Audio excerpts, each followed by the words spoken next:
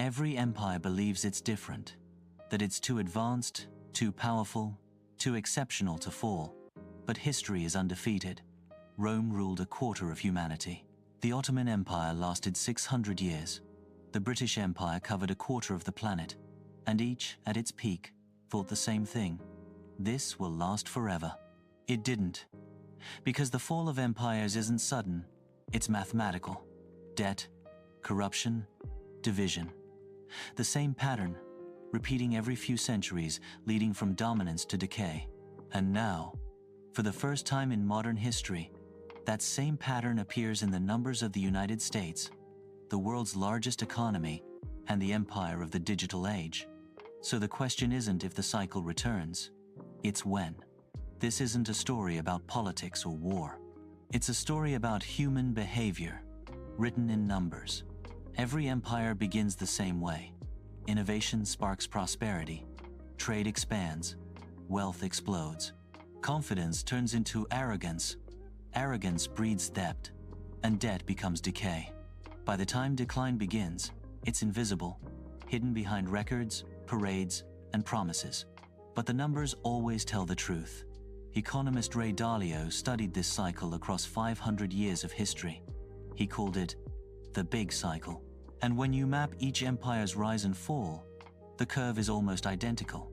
It starts with discovery and expansion, moves to peak prosperity, then to debt-fueled illusion, and finally, to collapse and reset.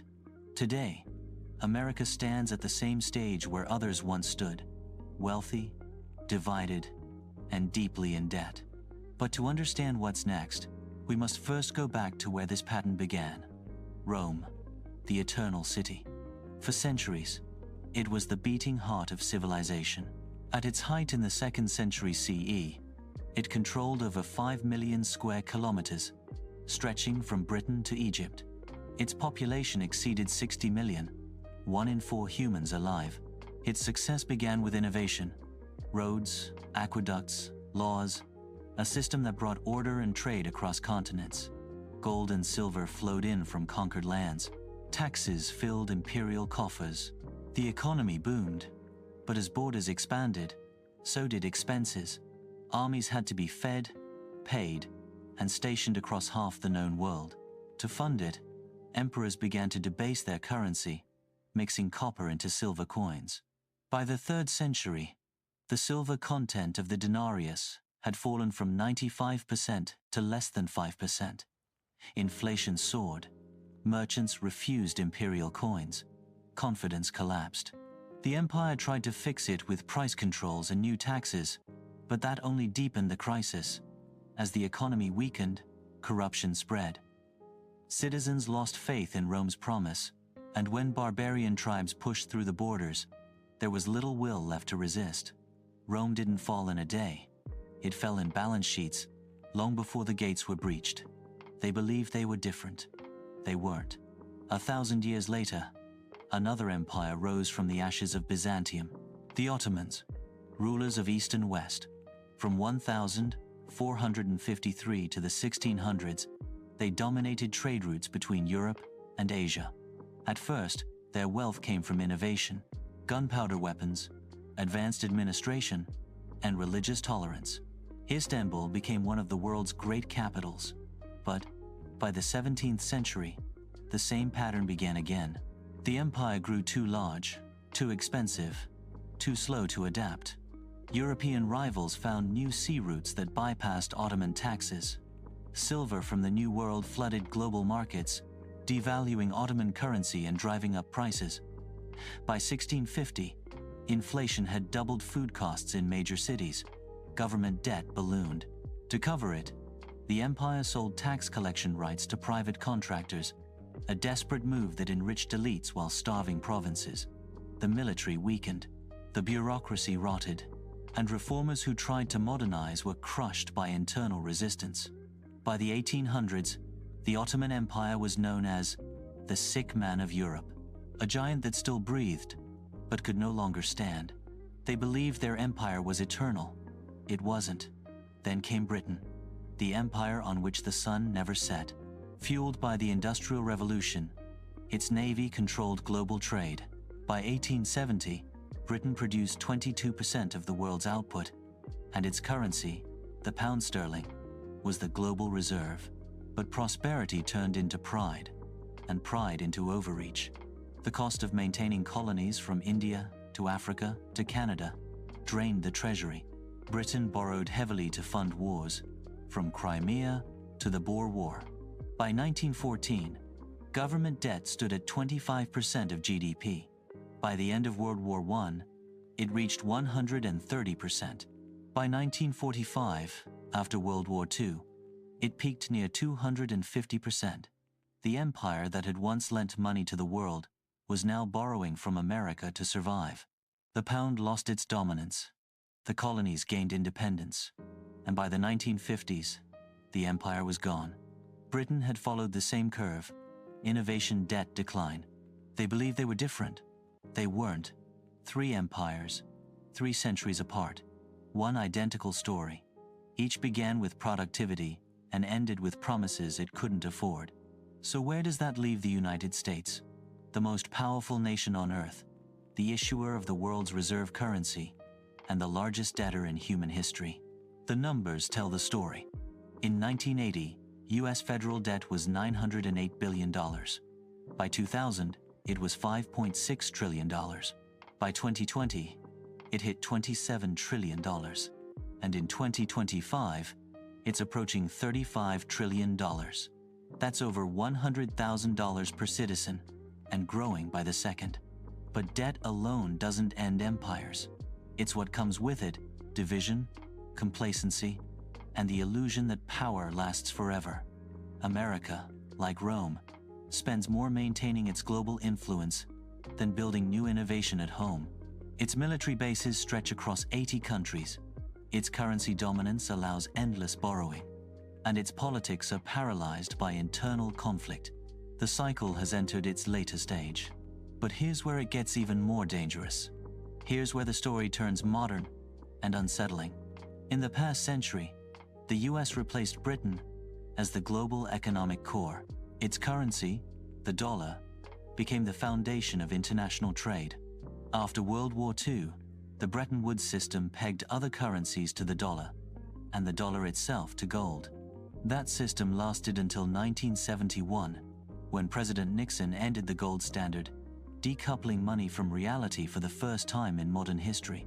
Since then, every dollar in existence has been backed not by gold, but by debt, government promises, not tangible assets. And the printing never stopped.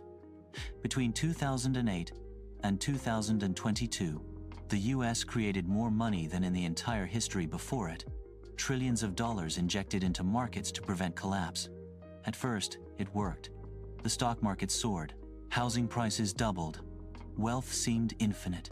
But under the surface, the pattern was returning. Debt fueled prosperity, rising inequality, fading trust. In 1980, the top 10% of Americans held about 65% of the nation's wealth. Today, it's over 85%. The median home price is 7 times higher than the median income. And for every dollar the government spends, more than 30 cents is borrowed. The same story, just told in digital numbers instead of silver coins. Empires collapse not because they run out of power, but because they lose faith in their own system. And in America today, that faith is fading. From politics to banking to social media, every institution faces distrust. The data looks eerily familiar.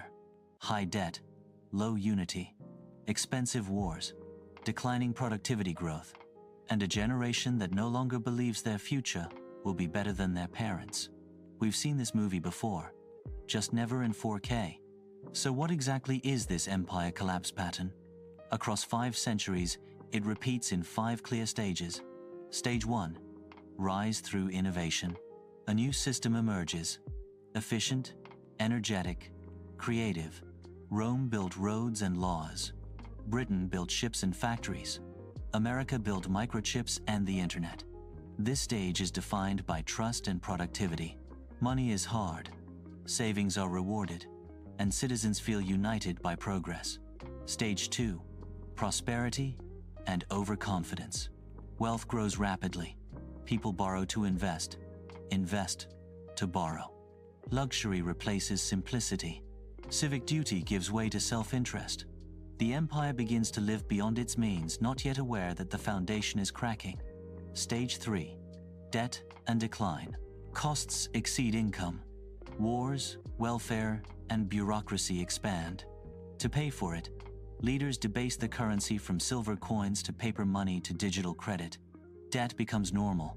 Inflation quietly taxes everyone. Stage 4. Division and decay. As wealth concentrates at the top, trust collapses. The rich blame the poor for laziness. The poor blame the rich for greed. Political factions harden. The empire begins fighting itself more than its enemies. Stage 5. Collapse and reset. Eventually, debt becomes unpayable. Inflation turns into crisis. The currency loses credibility, and the global order shifts to whoever still produces real value. The cycle resets. A new empire rises, and the story begins again. Ray Dalio described this pattern perfectly. When the cause of prosperity is debt, financed, prosperity is only borrowed from the future. So what happens next? If the United States truly follows the empire cycle, there are 3 possible outcomes. Scenario 1. Controlled decline. This is the best case. The US could slowly lose dominance without collapse. Similar to Britain after World War II, it would remain wealthy, but no longer hegemonic. The dollar would share power with other currencies, the euro, the yuan, or digital money. Living standards might fall slightly, but the system would adapt. Scenario 2. Chaotic collapse. This is what happens when debt and division reach critical mass. A sudden financial crisis, triggered by a default, hyperinflation, or global loss of confidence, could shatter the illusion of stability overnight. Markets would freeze. Savings would evaporate. The government would print even more to survive, accelerating the fall. It sounds extreme, but the same happened in Rome, 3rd century, France, 1790s, and Germany, 1920s. Empires don't crumble slowly, they tip all at once. Scenario 3. The Great Reset. Every few centuries, the world rewrites its financial code. When gold lost credibility, paper replaced it. When paper lost trust, digital money took over. Now, central bank digital currencies, CBDCs, are being tested in over 100 countries. The next empire may not be a nation at all, but a network. History doesn't end. It updates its software. Here's the truth most people don't want to hear. Empires don't fall because of external enemies. They fall because of internal excess. Because when a society becomes rich, it forgets what made it rich in the first place. Discipline turns into entitlement. Work turns into speculation. Citizens turn into consumers. And the higher the tower rises, the heavier the foundation becomes with promises. Rome promised bread and circuses. Britain promised eternal trade. America promises endless growth. But nothing grows forever. The real story of empire is a story of psychology, how success breeds complacency, and how complacency sows collapse. In the end, money is just a mirror of trust. When that trust breaks, the empire follows. So, is the United States next? Maybe, but it doesn't have to be. History shows that every collapse is also a reset, a painful but necessary cleansing of illusion. The question is whether the reset will be managed or chaotic. Empires fall. Humanity continues. The cycle begins anew. And maybe that's the real lesson. That power is temporary, but patterns are eternal. Because history doesn't repeat, it rhymes in currency. And the next verse has already begun.